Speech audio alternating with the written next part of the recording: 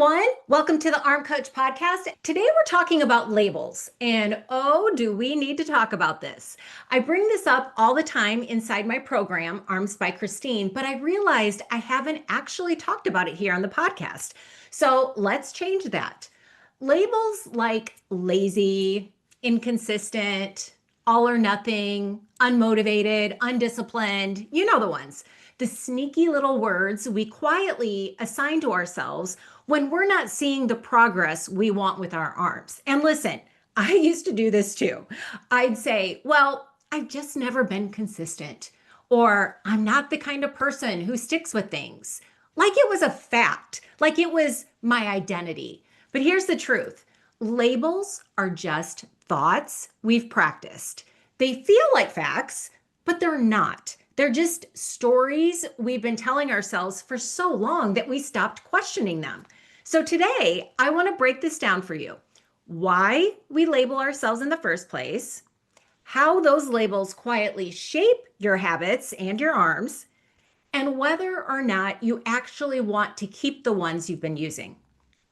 This is such an important conversation because if you've ever thought, maybe I'm just not cut out for this, you're not alone, but that label might be the very thing holding you back. Now, before we dive in, I want to say this up front. What I'm about to share is my perspective. There are a lot of different takes on labels. Some people feel empowered by them, and others find them limiting or even a little suffocating. Just so you know, you don't have to agree with everything I say here. This is about exploring what feels true for you. So some of you might feel like the label disciplined or strong helps you show up more powerfully, and that's amazing. I've had clients tell me once I finally saw myself as someone who follows through, that's when everything clicked. And that label became their anchor.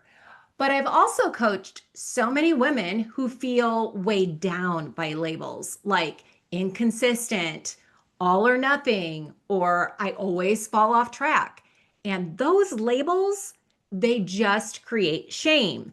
They become this invisible story running around in the background that makes it harder to even start. So, why does this matter? Because labels don't mean the same thing to everyone. And that's where the think, feel, act cycle comes in. How you think about a label creates a feeling, and that feeling drives your actions. One label might motivate you, and another might completely shut you down. The power isn't in the word, it's in what you make it mean. So let's zoom out for a second. What is a label? A label is just a word or phrase we use to describe something or someone. And I like the visual of it being something we stick on, like peeling a sticker, off a sheet and then pressing it onto ourselves. Here, this is who I am. But here's the kicker. We label everything, not just our habits or our arms. We label our intelligent, right? I'm smart versus I'm bad at this. Our bodies, I'm overweight, I'm petite. Our backgrounds, I'm from the Midwest, I'm city through and through. Even our politics, our finances, our personalities. And we do it for one big reason. Our brains want to simplify things. Life throws a ton of data at us, so our brains try to organize it quickly. Labels feel like a shortcut. They're efficient. Oh, she's just a perfectionist. I'm just lazy. Slap, label applied. But here's the problem. When we rely on labels to explain ourselves or other people, we stop being curious. We stop noticing what's really going on underneath. And that can hold you back, especially when you're trying to change. I see this show up all the time, especially when women come into the program and think they already have themselves figured out. They'll say things like, I'm just not a workout person, or I've never had discipline. And it's like, whoa, end of story. That's the label. No more curiosity, just boom, stamped and done. It's the same way we sometimes judge others too. We think we know someone just because of a label. She's super fit. She must have tons of willpower, or she's always been small. She doesn't understand what it's like to struggle. We decide we have them all figured out. Now, yes, your brain loves this shortcut. It's trying to save energy. But just because something is easy for the brain doesn't mean it's helpful for your life. This is the exact same thing we see with habits. Your brain gets used to taking shortcuts. It wants to keep doing what's familiar, even if that familiar thing is skipping your workout or grabbing snacks at night and calling it just how I am. Labels make people and situations seem way simpler than they actually are. But the truth, humans are wildly complex. You are, I am, your body is, your journey is. And so often we use labels to avoid doing the deeper work of actually understanding ourselves. Because let's be honest, it takes energy to get curious, to ask what's really going on here. It's way easier to just say, I'm lazy or I always quit and move on. But that shortcut costs you. That label might feel factual, but it's not. It's a thought that's shaped by your past, but you're not living in your past anymore. And here's where it gets even trickier. Some labels carry a lot of shame or stigma, especially around body image, weight, food, consistency, aging, health, all of it. So when we slap on one of those labels, like I let myself go or I'm too old for this, we start interpreting everything through that lens. We stop seeing what's actually true. We stop noticing the reps we did do, the meals we did prep, the mindset shifts we have made. And I started noticing this pattern years ago. Back when I was working as a dental hygienist, I spent years talking to hundreds, I mean, maybe thousands of women. And one of the biggest things I noticed was how often we label ourselves as the problem. Not because of what was actually happening in their mouths or bodies, but because of the stories they'd been carrying around for years. I have soft teeth. It runs in my family. My gums are just bad. It's genetic. I'm probably going to lose my teeth anyway, just like my mom did. My body is just falling apart. These inherited identities made so many women feel powerless, like their past or their DNA had already written the ending. It was like we'd all been trained to believe that if something wasn't working, we must be broken. But I remember one conversation that completely shifted how I see this now. I was working with a woman who had serious gum issues, and she looked at me and said, I'm not broken. My routine is. Let me say that again. I'm not broken. My routine is.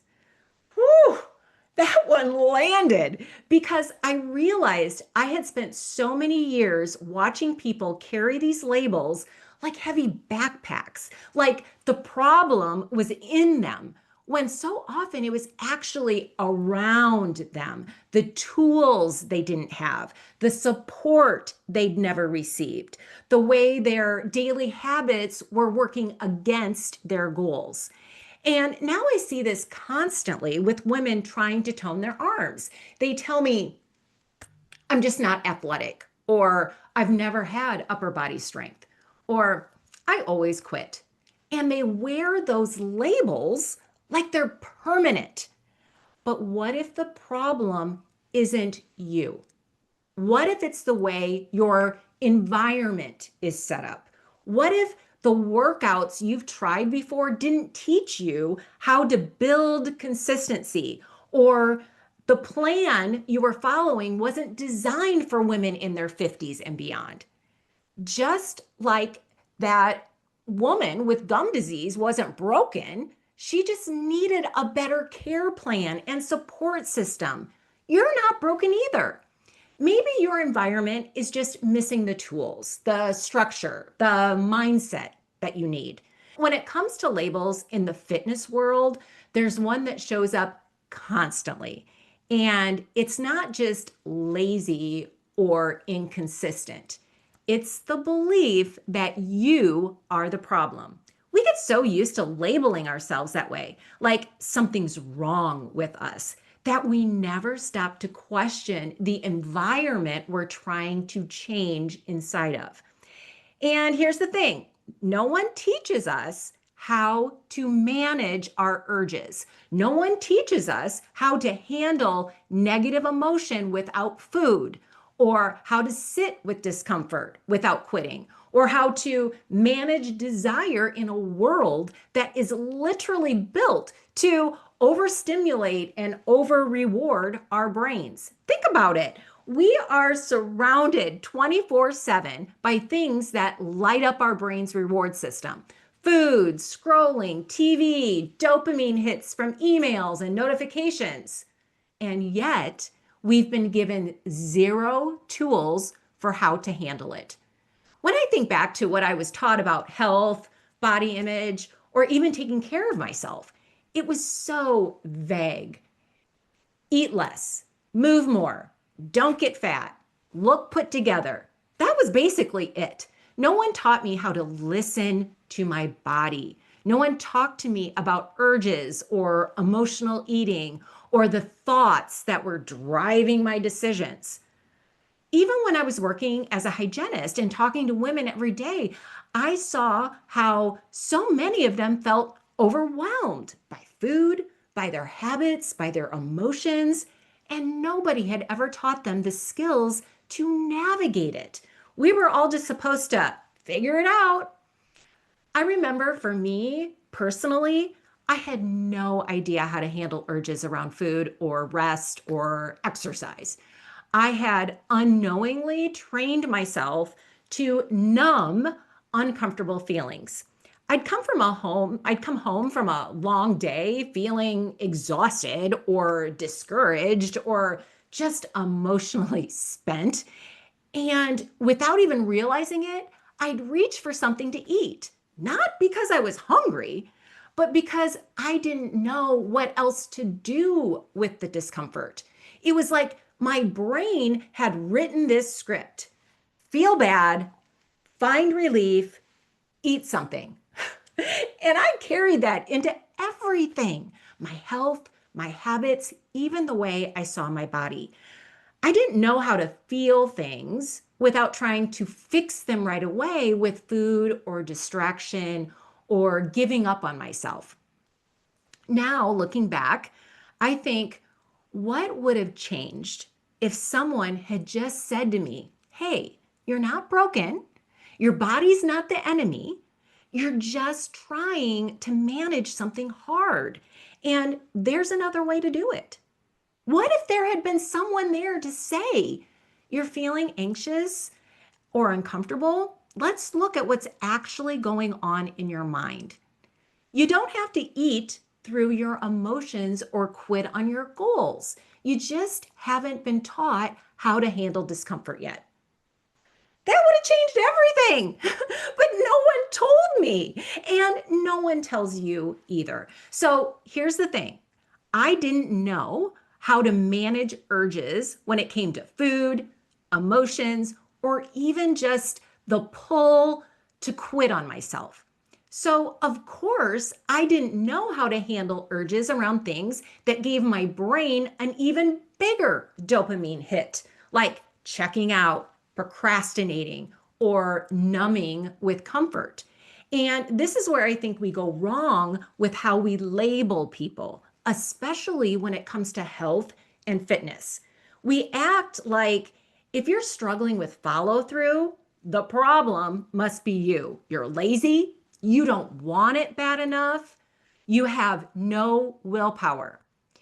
It's the same pattern. The label gets slapped on the person, you're the problem, rather than questioning the environment you've been trying to change inside of. But no one's teaching us the actual skills we need to manage urges, like skipping workouts or snacking out of habit, handle our emotions without reaching for food or distraction, and understanding how our thoughts are creating the desire to quit in the first place. Instead, we get handed these oversimplified labels. You're either motivated or not. You're either disciplined or you're not. You either care about your health or you don't. It's this black and white thinking, and I see it all the time. Women come to me and say, I've always been inconsistent, or I used to be in shape, but I've totally let myself go. Like it's a fixed identity. Like there are only two options. You're either someone who's strong and fit, or you're someone who struggles forever. But that's just not how this works. Your relationship with food, exercise, your arms, your body image, it evolves. It changes with your life. I've coached women who never struggled with their weight until their hormones shifted, or who used to be super active until they went through a divorce, a loss, or hit a rough patch emotionally. And I've coached others who say, I never cared about arm strength in my 30s, but now I'm in my 50s and I just want to feel capable again. The label doesn't account for any of that. It just freezes you in place. Like, this is who you are, case closed.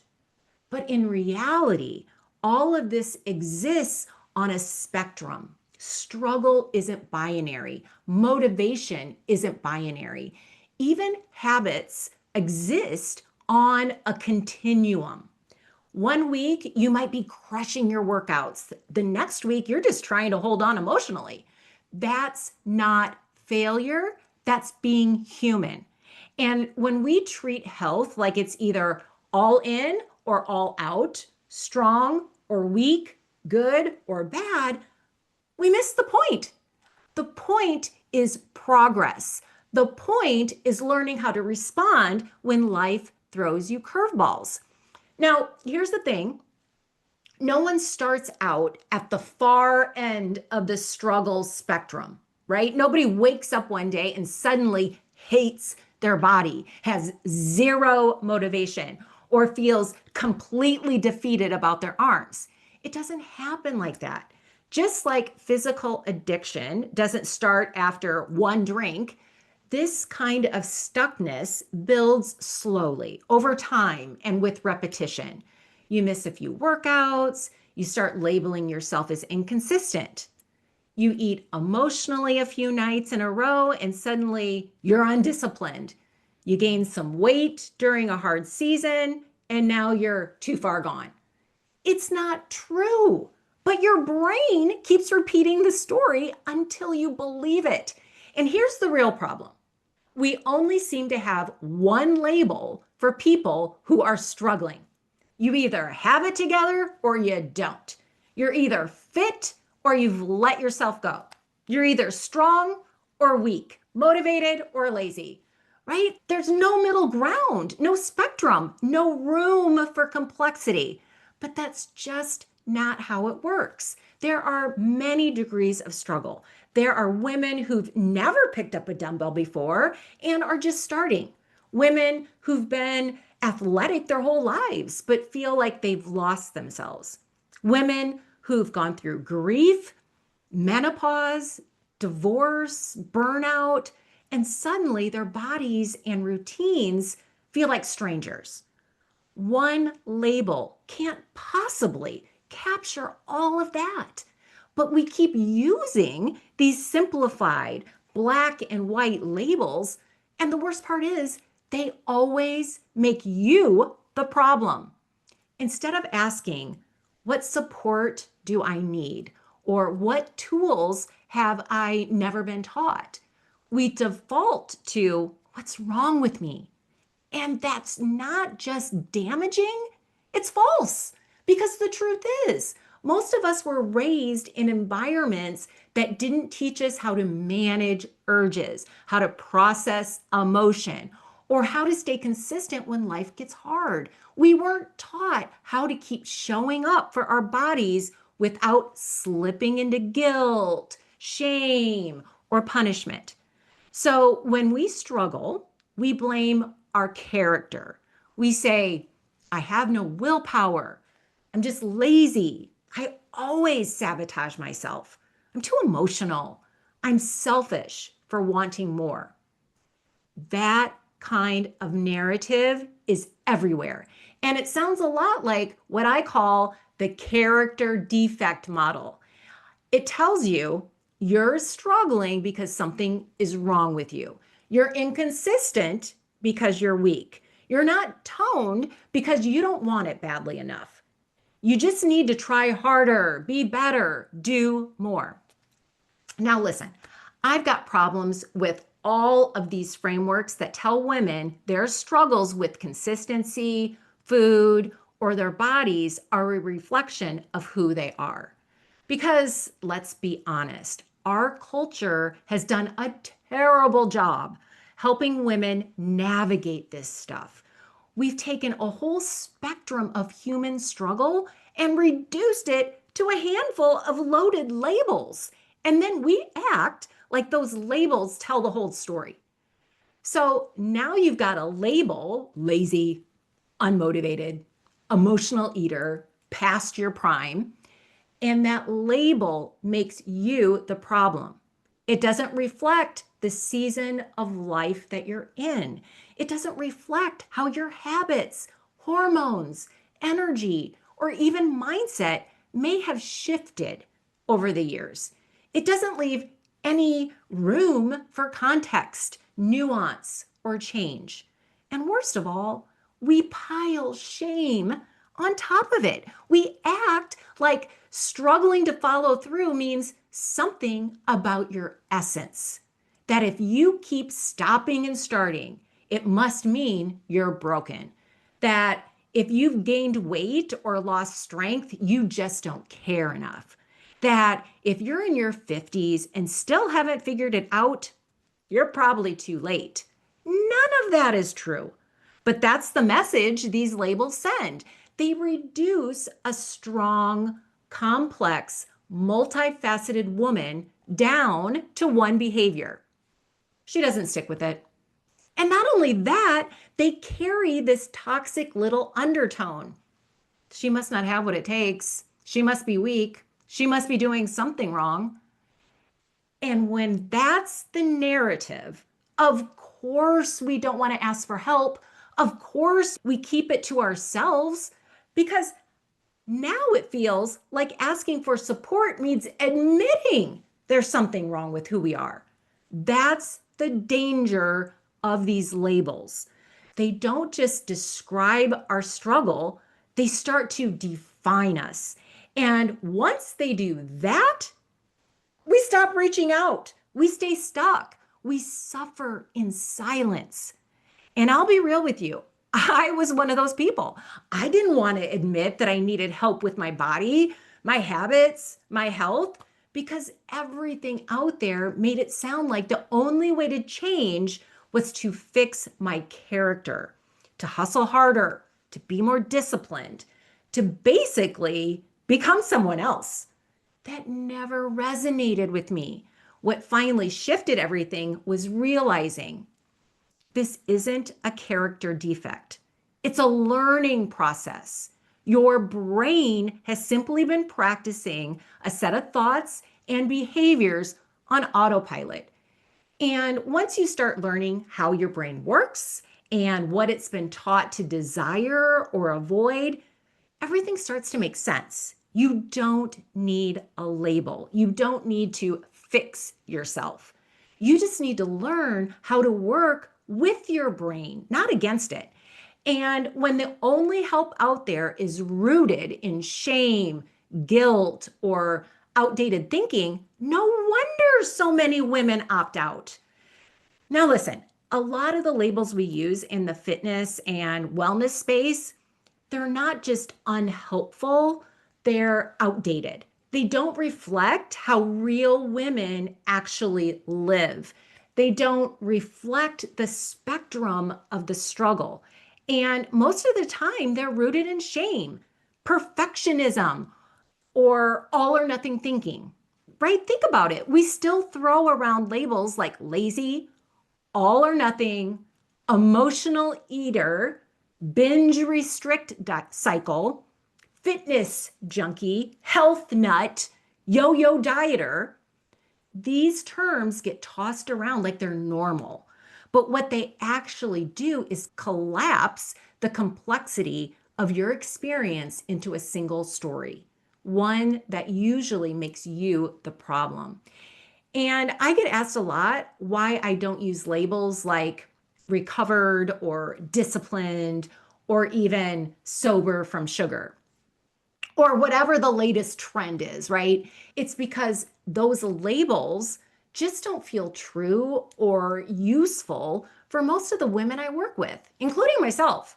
I don't describe myself as recovered from anything, not because I don't understand the struggle. I do, but because the choice to live the way I live now, it doesn't define me. It's not my whole identity. It's just part of how I take care of myself. It's a piece of the puzzle, not the headline. So when someone asks me, "Are you super disciplined?" I say, "I follow through because I've trained my brain to want what I want. That's it. I don't use discipline like a badge of honor. I don't think I'm better than anyone else because I meal prep or move my body. I just know what feels good now." And that took time. And honestly, a lot of the labels people use in the wellness world carry the vibe of restriction or punishment, right? Clean eating, can't miss a workout, bounce back, cheat day. It's all so serious, so extreme, so black and white. But I don't see myself that way at all. I'm not here for solemn, joyless routines. I'm not trying to live like some disciplined little robot who never has cravings, who never feels tired, never skips a day. That doesn't feel like me at all. In fact, that feels like the 1600s version of health, right? A bunch of rules and shame and wool dresses and guilt trips. What does feel like me? Feeling strong, choosing what I want with confidence, loving the way I move, eat, and live because I want to, not because I have to. Letting go of labels that make me feel smaller, quieter, or boxed in. Now, I know there are people out there who try to reclaim labels like fitness junkie, disciplined, recovered binge eater, or all or nothing. And by reclaim, I mean they take a label that's been used to shame them and then try to wear it with pride, right? Try to give it new meaning. And listen, more power to them. If it feels empowering for you to take a label and make it your own, I'm all for it. But for me, it just doesn't resonate. I don't feel like not overeating or being consistent with my workouts is some kind of defining trait about who I am. I wouldn't introduce myself and say, "Hi, I'm Kristine and I don't eat when I'm bored anymore." Or, "Hi, I'm Kristine and I don't skip arm day." That's just not how I think about myself, right? Because it's not the most interesting or important thing about me. It's just something I've learned to do differently over time. And I want you to know you get to decide what fits. You get to choose what feels true for you. You're not required to carry any label that doesn't feel right. Another one I hear a lot is recovered. And that's another label I personally don't use because to me, recovered implies that I was once in a healthy, balanced state and I've now returned to it, but I wasn't. Before I changed my habits, before I learned how to manage urges, emotions, and my thinking, I didn't have those skills. Nobody taught me how to listen to my body. Nobody taught me how to pause before reacting to a craving. Nobody taught me how to feel self doubt or discomfort and still show up anyway. So, how could I recover to something I never had? If anything, I didn't recover. I grew. I learned. I built something new. And I want you to hear this.